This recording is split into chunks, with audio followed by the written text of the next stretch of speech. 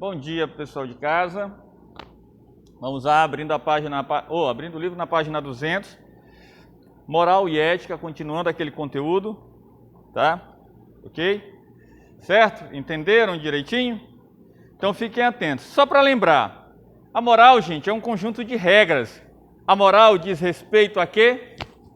Diz respeito à ação que o homem desenvolve, o ser humano desenvolve. Nós estamos desenvolvendo ações o tempo todo e todas as nossas ações, elas dizem respeito a quê? Dizem respeito à nossa relação com o outro. Então, nós estamos agindo de forma correta ou incorreta? As nossas ações que nós desenvolvemos com relação ao outro, ela está sendo desenvolvida de maneira correta ou não correta? Correta ou não correta, de acordo com os valores que são colocados na nossa sociedade. É certo isso que eu fiz? Vai prejudicar alguém ou não vai prejudicar? Bem, quando eu paro para fazer essa reflexão, eu estou fazendo uma reflexão ética, querendo entender o valor que aquela ação qual valor é desenvolvido por aquela ação. É um valor bom ou não é um valor bom? Vai trazer prejuízo para um? Para vários? Para mim mesmo? Quais são os prejuízos? Quais são as reparações? Então, quando eu paro para fazer essa reflexão, para entender a ação, para saber se aquela ação foi correta ou não, ou se aquela ação que eu tenho que desenvolver, ela vai ser ou não correta, vai estar ou não prejudicando o outro, isso é uma reflexão ética. A ética, ela se ocupa disso, de valorizar ou de ver os valores que as ações têm. A ética, ela normatiza, não, mas ela dá uma orientação para uma normatização. Então você sabe como é que você deve agir perante a sociedade, sei. Tu queres ser uma pessoa boa, uma pessoa que faz as coisas corretas, então tu tens que estar sempre buscando essa reflexão ética. É essa reflexão ética que vai dar o entendimento para você poder agir corretamente. A moral é o julgamento da ação em si. É a ação que eu desenvolvo. Lembram dos exemplos que eu dei para vocês aqui? O menino que vem, faz o xixi aqui, ele é moral, imoral ou amoral? Amoral, porque ele é totalmente destituído de moralidade.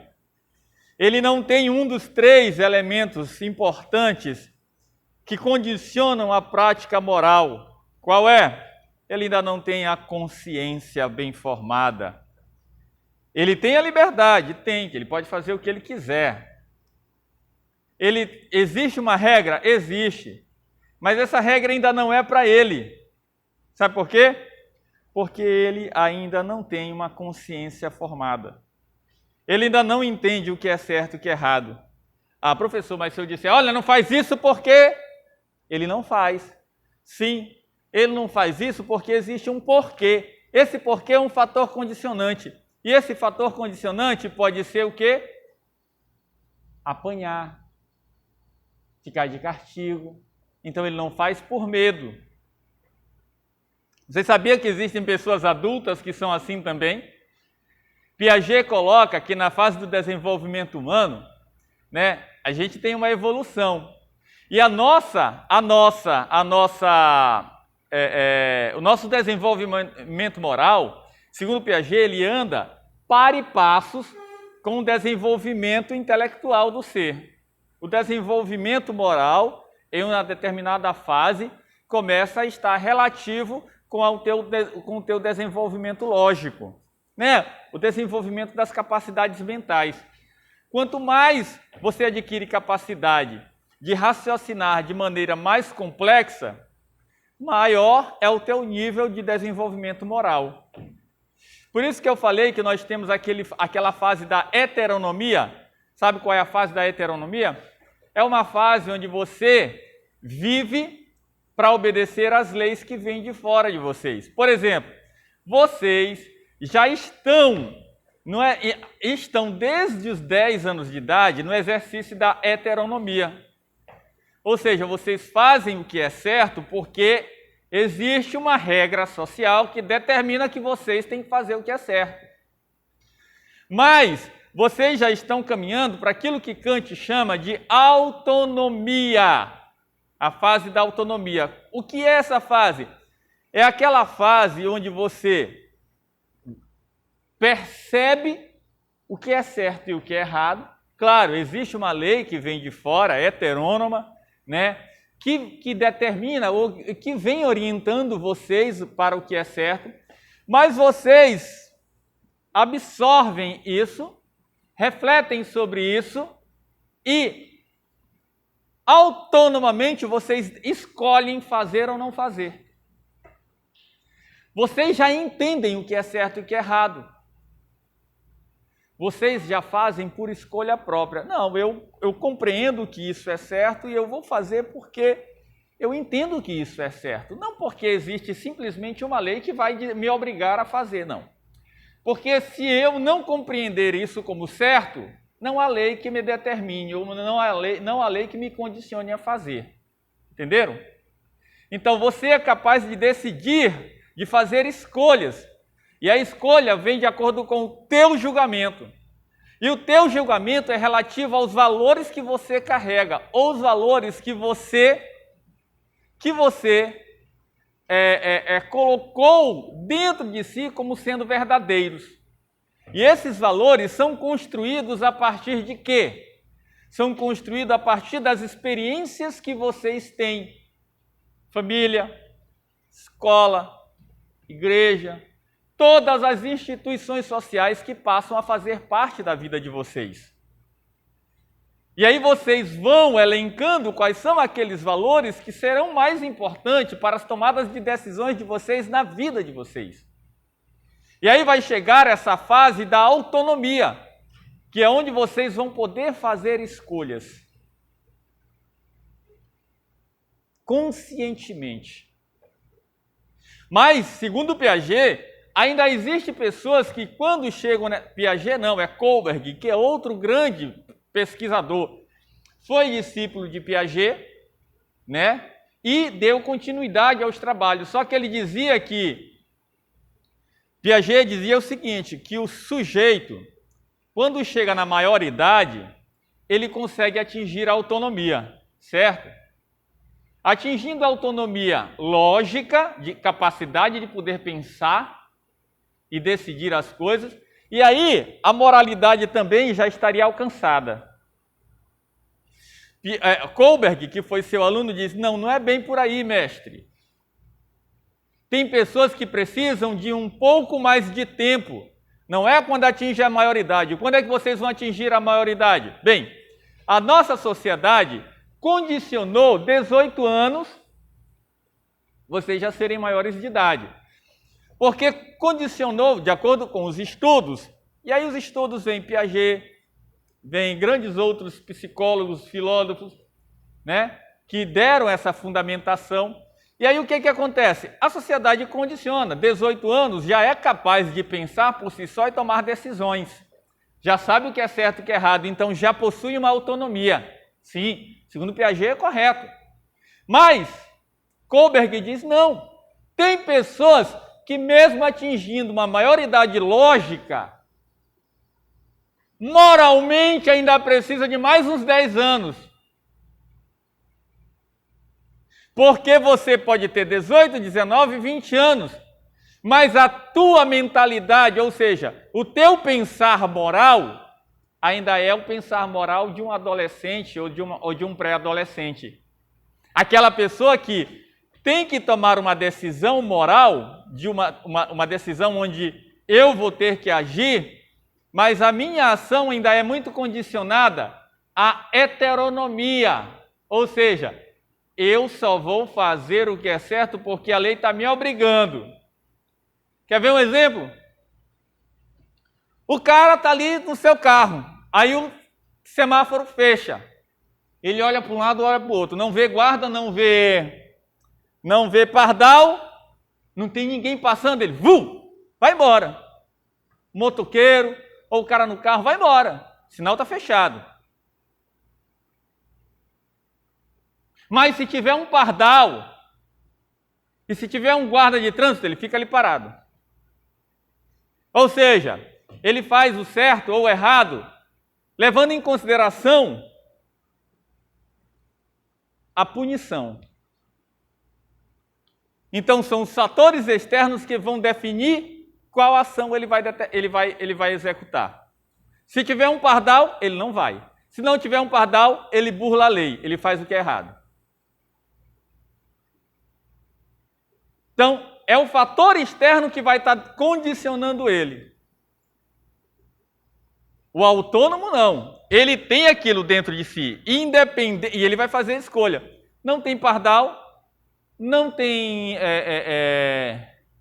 guarda de trânsito, mas eu sei que isso é errado, não vou executar a ação errada. Independente de pardal, independente de guarda de trânsito, eu sei que eu tenho que parar na faixa de trânsito, então eu vou parar e vou aguardar tranquilamente. Vou fazer o que é certo.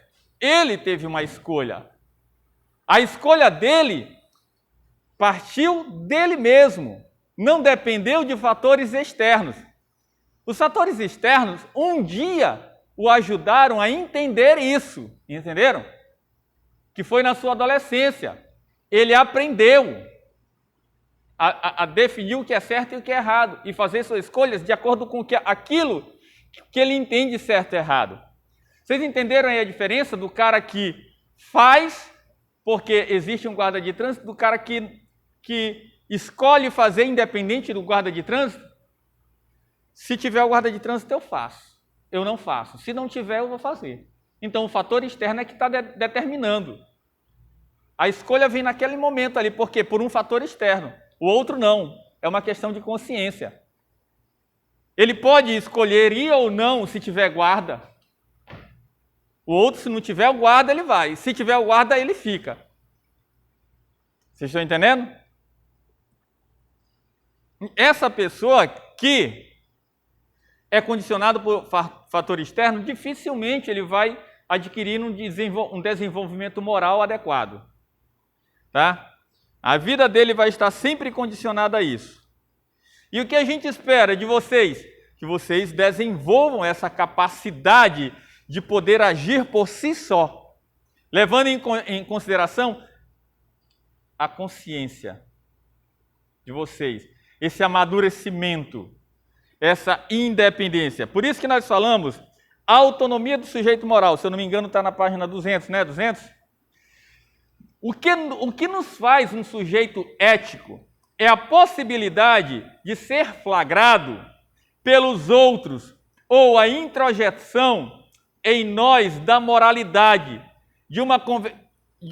é uma pergunta, desculpa, eu comecei errado. O que nos faz sujeito éticos? A possibilidade de ser flagrado pelos outros ou a introjeção em nós da moralidade? Aí vem, isso daqui está relacionado ao exemplo que eu acabei de citar. Quem é o sujeito ético na história? É aquele que age heteronomamente ou é o que age autonomamente? É aquele que varou o sinal de trânsito só porque não tinha um guarda ou um pardal?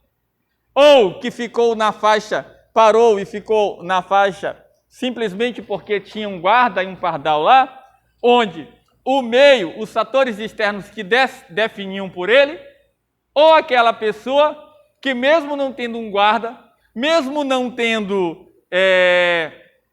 um pardal, parou na faixa de trânsito e esperou lá por uma consciência de estar fazendo o que é certo, mesmo que não vá passar ninguém. Quem é o sujeito ético da história? É o primeiro caso ou é o segundo caso?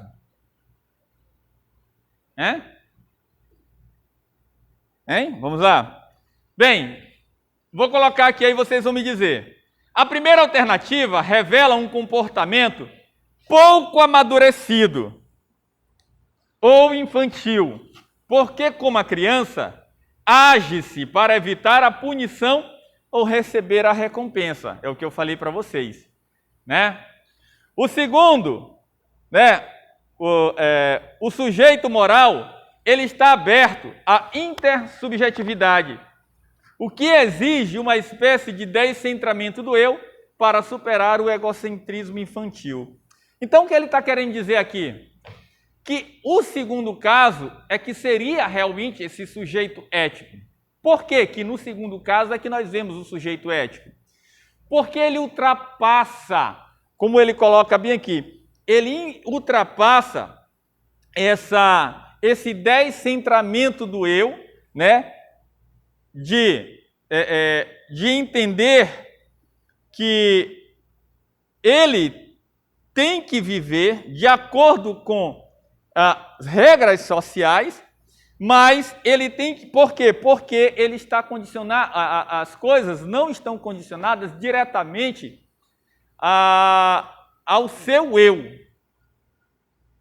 Existe o outro dentro da sociedade. E esse outro tem que ser respeitado, porque é um princípio básico para se viver no grupo. Então, quando há esse descentramento do eu, ou seja, tirar o meu eu como centro de tudo, que na criança tudo é meu, o centro é a criança. Mas esse centro, esse eixo, ele tem que ser mudado, porque a criança, com o aprendizado, ela tem que entender que existe o outro e que sua ação não é só para si, mas a sua ação é também para o outro. Então, quando há esse descentramento, há uma condição necessária para que o sujeito moral apareça, o sujeito ético apareça. Vocês estão entendendo? E aí ele evolui autonomamente, tá? Então, o sujeito ele tem que estar aberto para a intersubjetividade, tá? O sujeito moral, ele, né? Aí eu coloco aqui aquilo que eu citei para vocês. Chamamos de heteronomia a moral regulada exteriormente pelo sujeito, pelo meio social. À medida que a pessoa amadurece moralmente, passa a decidir por si mesma, isto é, exerce a sua autonomia. Então, vocês querem ser sujeitos heterônomos ou autônomos? Todo mundo quer uma autonomia, né? Eu fico imaginando assim, muitos aqui já estão ali, ó. Já exercem um exercício, né? De autonomia, se acham autônomos. Mas muitos de vocês estão se coçando para atingir a 18 anos de idade. E dizer assim, eu já sou responsável por mim mesmo. Eu já posso tomar as minhas decisões. Ó pai, ó mãe, ó. Não é bem assim mais não. Eu posso fazer as minhas escolhas. Aí ele diz, tudo bem, meu filho. Foi para isso que eu lhe eduquei. Né? Mas saibam de uma coisa. Isso vai exigir de vocês responsabilidades, porque vocês vão entender que toda ação, vocês devem entender que a partir de agora toda ação ela tem uma consequência. E vocês estão preparados para responderem pelas consequências dos atos? Sim, pai, porque eu sou um sujeito ético. Eu ajo conforme os princípios e eu sempre avalio todas as minhas ações para saber se elas são ações que não vão prejudicar nem a mim mesmo e nem ao outro. Eu não penso só em mim, pai, mãe, eu penso também no outro. Isso é que me dá a capacidade de poder fazer boas escolhas. Vocês estão entendendo? É mais ou menos assim que as coisas funcionam. Tá bom? Eu gosto da ética, eu gosto de trabalhar a ética. Então, outra questão muito importante é a questão do dever e liberdade. O nosso horário é até 7 e... Até 8, né? Tá. É mesmo. Eu fico doidinho aqui. Então, a questão de dever e liberdade está onde? Aí na página 201, para quem quiser acompanhar. Entenderam essa questão da heteronomia e da autonomia? O que é um sujeito autônomo? É aquele que conhece os 3 os 3 aspectos importantes para que haja moralidade, e é capaz de poder tomar decisões movido simplesmente pela sua consciência. Ele tem a capacidade de desenvolver uma reflexão ética e escolher por si só, levando em consideração o quê? A existência do outro. Aquele que não consegue tomar as próprias decisões e geralmente é impulsionado pelo meio, esse ainda não é autônomo, ele é heterônomo. Ou seja, as leis que vêm de fora é que determinam assim, diz como é que ele deve agir. O autônomo é a sua consciência que determina a sua ação. Claro, sua consciência agindo fundamentada em quê? Fundamentada nos princípios morais, nas regras morais da sociedade. Não é que o autônomo, veja, professor, então o autônomo ele não age com base nas regras, nas leis? Age. Mas ele pega as regras e as leis, ele analisa, né? E é capaz de tomar as suas próprias decisões e fazer as suas escolhas. O heterônomo ele não é capaz disso. Eu não posso fazer isso porque dizem que é errado e se eu fizer eu vou ser punido, então eu não vou fazer. Está entendendo? A lei é que está condicionando a sua ação. Ele não faz por medo, é que nem uma criança. Ele não faz porque papai disse que eu vou ficar de castigo. Porque se eu pudesse fazer, eu faria. E eu não estava nem aí. Porque ele não tem a dimensão das consequências do seu ato. Ele não percebe a dimensão das consequências do seu ato. Se ele se sair bem, para ele está ótimo. Tá? Ok? O resultado da ação foi bom para ele? Ou o resultado foi bom para ele? Pronto, isso é o que importa. Então, quando a gente fala de outra coisa interessante aqui, que é a questão do dever e a liberdade, que está dentro desse condicionamento ético, né, a gente fala de uma moral constituída. O que seria essa moral constituída, gente? Hein? Seria aquele conjunto de regras e valores já existentes. Já existe um conjunto de regras e valores na nossa sociedade? Hein, Marília? Existe. Professor, quando eu nasci, eu não tinha consciência disso, mas agora que eu já tenho 18 anos... desculpa, não. Estou brincando. Agora que eu tenho 12 anos... Não, também não, desculpem. Estou brincando, não vou revelar a idade de Marília, né? Então, agora que eu já tenho X idade, professor, eu consigo entender que quando eu nasci já existiam regras, já existiam normas. E eu, professor, eu fui me adaptando a elas. Porque eu comecei a entender, professor, que essas regras não é só para mim, mas é um conjunto de regras que serve para toda a sociedade, para nos manter coesos, para que o caos não possa ser gerado dentro da nossa sociedade. Então, o que eu aprendi? Eu aprendi a absorvê-las, aprendi a interpretá-las e a entender o que é certo e o que de fato é errado, para eu poder fazer as minhas escolhas sem prejudicar a mim e sem prejudicar o outro. Porque eu preciso do outro na sociedade. Eu entendo isso, professor. O outro é importante para mim, assim como eu sou importante para o outro. Então, a moral constituída é exatamente esse conjunto de regra e valor que já existe na sociedade. Já foi constituída. E eu falei para vocês que ela varia com o tempo, não falei?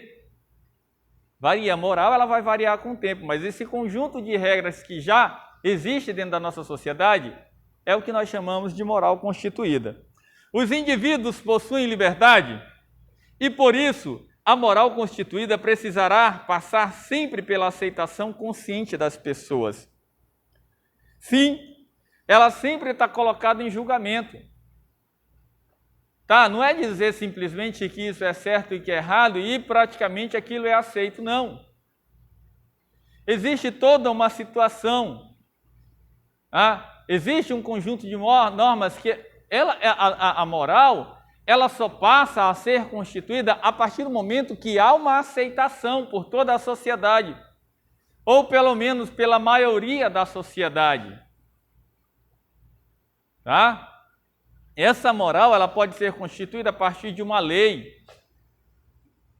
ou de um princípio, ou de uma tradição. Pode ser instantânea, como pode ser progressiva a constituição dela. Tá?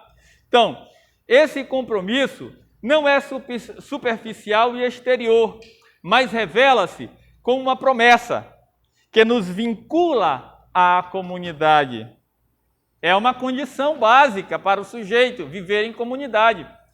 É esse conjunto de normas, é esse compromisso que você assume que vai te vincular à tua sociedade, à tua comunidade. Bem, daqui a um tempo vocês serão autônomos. Ainda não estão, mas vocês já executam o exercício de autonomia. Eu costumo dizer que a fase em que vocês vivem agora é aquela fase é como se fosse um estágio para a vida adulta. Porque vocês nem são mais totalmente heterônomos, já superaram essa fase, mas ainda existe um pouco de heteronomia, porque vocês ainda não atingiram a autonomia suficiente. Como é que isso acontece, professor? É pelo exercício. Vocês, até os 10, 11, 12 anos de idade, agiam conforme o papai e mamãe diziam. A partir dali dos 12 anos, o papai e mamãe começaram a dar mais liberdade para vocês, ou seja, poder de decisão para vocês. Só que eles têm uma consciência de que a autonomia em vocês ainda não está bem definida. Por quê? Porque vocês vão começar a vivenciar situações. E aí vocês podem ter dúvidas quanto a que decisão tomar. E aí vocês ainda precisam do auxílio dele. Lembram como é a fase do estágio? O aluno ele vai para a faculdade assim, o aluno vai para a faculdade, aí o primeiro, segundo, terceiro ano da faculdade, o aluno só estuda, só teoria. Os professores estão só ensinando. Quando chega assim, alguns cursos, quando chega a partir do 4º ano, se são 5 anos, quando chega lá a partir do 4º ano, vocês já começam a ter contato com a prática, com a realidade. É onde os professores vão mandar vocês a campo. E aí vocês vão começar a ver na prática aquilo que vocês viam na teoria. Vocês vão começar a ir para as empresas para ver na prática aquilo que vocês olhavam só os professores falando dentro de sala de aula. E aí vocês vão estar sendo acompanhados sempre por um supervisor, que é um professor, que vai ver como é que vocês estão se saindo na resolução de problemas. Ou seja, é quando vocês começam a aplicar aquilo que vocês aprenderam teoricamente na prática. Poxa, meu professor me ensinou isso, eu aprendi ao longo dos anos isso. Bem, mas essa situação está me exigindo uma tomada de decisão agora. Meu Deus, o que é que eu faço? Vocês vão fazer de acordo com o que vocês aprenderam. Se vocês conseguirem executar bem, significa dizer que vocês chegaram ao entendimento, estão chegando ao entendimento. Então, quanto mais vocês executam bem as ações na qual vocês aprenderam teoricamente, significa dizer que vocês estão tendo uma evolução muito boa, né? E aí vai chegar um momento em que o professor vai dizer assim, vocês já realizaram vários testes, né? Vocês já passaram por várias situações e se mostraram capazes de tomar boas decisões acertadas. Então está na hora de vocês seguirem o caminho de vocês sozinhos. Aí vocês se formam. Quando você se forma e recebe aquele diploma da universidade, significa dizer, você passou por um momento teórico, aprendeu, você chegou à fase de colocar em prática e você conseguiu alinhar a prática, a realidade com aquilo que você aprendeu, então você agora é capaz de andar pelas próprias pernas. Aí você se forma. E aí você vai ser aquela profissional onde você vai poder tomar as suas decisões e agir por conta própria, porque não vai ter mais nenhum professor do teu lado para te dizer o que é certo e o que é errado. Você já tem a capacidade de entender o que é certo e o que é errado e de tomar fazer as melhores escolhas. Assim na adolescência. A adolescência, para mim, é aquele estágio. E quando você atinge a maioridade, 18, 19 anos, o pai diz assim, agora você é capaz de decidir por você mesmo, você é autônomo. E aí você pode fazer o que quiser da vida. Porque não é mais ele que responde por vocês. Ele já não está mais ali do lado. Mas é claro que o pai sempre vai estar do lado, a mãe sempre vai estar do lado, mesmo quando tu tiver 50 anos. Ele vai estar te ajudando nesse aspecto. Tá? Então, vocês podem dar continuidade, dever e liberdade. Na próxima aula a gente fala da ética das virtudes, valores absolutos relativos, liberdade e determinismo e a gente encerra. Gente, professor, por que o senhor... Olha, falar de ética não é assim tão simples. A gente precisa de umas 3, 4 aulas. Nós estamos na segunda aula ainda falando de ética. Eu espero na próxima aula a gente finalizar, tá bom? Um grande abraço a todos e até o nosso próximo encontro.